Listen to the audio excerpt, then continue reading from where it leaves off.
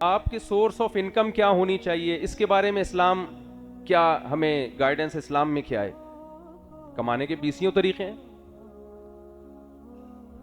نبی صلی اللہ علیہ وسلم نے ارشاد فرمایا، روایت میں ہے کہ اللہ تعالیٰ نے میری امت کے 10 حصوں میں سے 9 حصے روزی بزنس میں اور تجارت میں رکھی ہے۔ اسلام ملازمت کو اپریشیٹ نہیں کرتا، اسلام اپریشیٹ کرتا ہے تجارت کو۔ قرآن مجید میں جہاں بھی اللہ نے رزق کو اپنی نعمت کے طور پہ بیان کیا ہے تو تجارت کا تذکرہ کیا ہے۔ کئی آیتیں ہیں، میں چند آیتیں ایک مثال کے طور پر آپ کے سامنے پیش کرتا ہوں۔ 30ویں پارے کی مشہور صورت ہے لِإِيلَافِ قُرَيْشٍ إِيلَافِهِمْ رِحْلَةَ الشِّتَاءِ وَالصَّيْفِ۔ اللہ نے فرمایا مکہ والوں کو اللہ کا شکر ادا کرنا چاہیے، کس بات پہ؟ کہ یہ کاروبار کے لیے 2 سفر کرتے ہیں، رحلۃ الشتاء والصیف، یہ بزنس سال میں 2 دفعہ کرتے ہیں، سردیوں میں بھی اور گرمیوں میں بھی۔ اس نعمت پر ان کو اللہ کا شکر ادا کرنا چاہیے۔ سورہ مزمل آپ نے پڑھی ہوگی، اسلام میں جو شروع میں جو صورتیں نازل ہوئی ہیں ان میں سے ایک سورہ مزمل ہے۔ آج کل رشتوں میں رکاوٹ کے لیے سورہ مزمل پڑھی جاتی ہے، حالانکہ اس میں کوئی شادی وادی کا تذکرہ ہی نہیں ہے۔ اس میں جو کرنے کے کام ہے وہ تہجد ہے، جہاد ہے، اور تیسرے نمبر پہ بزنس ہے، تجارت ہے۔ وآخرون یضربون فی الارض، صحابہ کرام پوری رات تہجد پڑھا کرتے تھے۔ اللہ نے فرمایا پوری رات تہجد مت پڑھو، کیوں؟ تمہیں دن میں تجارت بھی کرنی ہے۔ یضربون فی الارض، مضاربہ کسے کہتے ہیں؟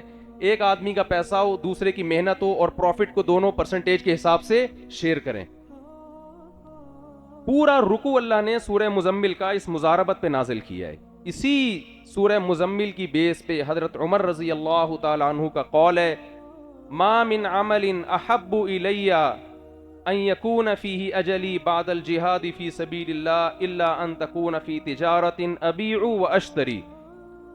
فرماتے ہیں میں چاہتا ہوں اگر میری ہر شخص نے مرنا ہے، کس کنڈیشن میں، کس حالت میں ہماری موت ہو، ہم میں ہر شخص چاہتا ہے کہ اچھی حالت میں موت آئے۔ آپ میں سے کوئی چاہتا ہے سینما گھر میں فلم دیکھ رہا ہو اور اچھا سا گانا چل رہا ہو اور مر جاؤں میں؟ کوئی چاہتا ہے ایسا؟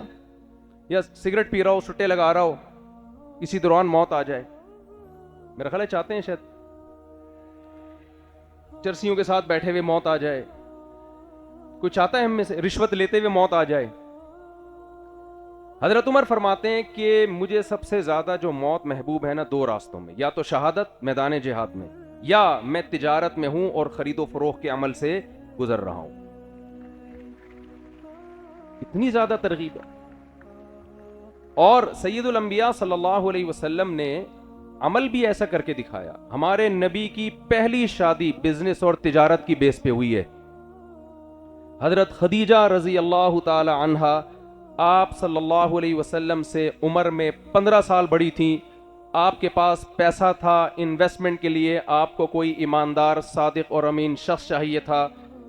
حضرت خدیجہ کو پتہ چلا کہ محمد صلی اللہ علیہ وسلم صادق بھی ہیں، امین بھی ہیں، کاروبار امانت سے، دیانتداری سے کریں گے، تو حضرت خدیجہ رضی اللہ تعالی عنہا نے اس بیس پہ محمد صلی اللہ علیہ وسلم کے نکاح کی آفر کو قبول کیا، اور اللہ نے سید الانبیاء صلی اللہ علیہ وسلم کی مسکنت اور غربت کو اس تجارت کے بعد ختم کیا جو آپ نے حضرت خدیجہ سے شادی کر کے اور ان کے پیسے کو تجارت میں انویسٹ کر کے جو آپ کو پیسہ ملا، جس کا سورہ والضحیٰ واللیل اذا سجا میں اللہ نے تذکرہ کیا ہے کہ وَوَجَدَكَ عَائِلًا فَأَغْنَا، اے نبی آپ غریب تھے، اللہ نے آپ کو نکاح کی، اللہ نے آپ کو اس تجارت کی برکت سے اور خدیجہ سے نکاح کی برکت کے بعد آپ کو مالدار کر دیا۔ کتنی بڑی دلیل ہے ہمارے لیے یہ۔